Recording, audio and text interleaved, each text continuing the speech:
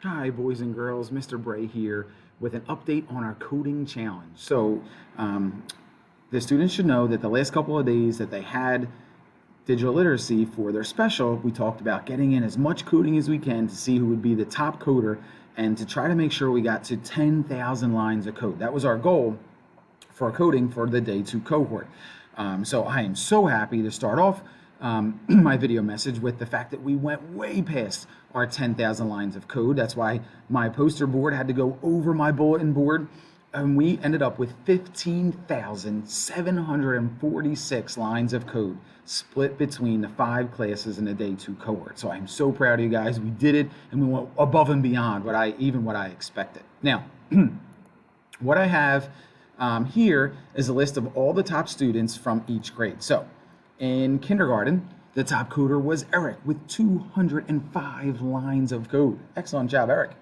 In first grade, our top coder was Elijah with 415 lines of code. Way to go, Elijah.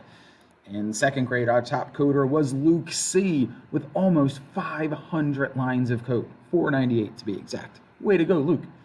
Third grade, Miss Morrison's class, Jacob had 695 lines of code. I know from day one Jacob was going to be a coder. He was just so good at it. Way to go, Jacob. And last, our fourth grade leader and the top coder in all of the day two cohort was Rocco with an astounding 1,082 lines of code. 1,000 all by himself. Rocco, excellent job. So I was so happy having you all in my day two cohort. I can't wait to have everyone back in class next year, and we can continue on and try to blow that 15,000 out of the water. Have a great rest of your day. Thank you so much for watching, and I'll see you guys around. Bye-bye.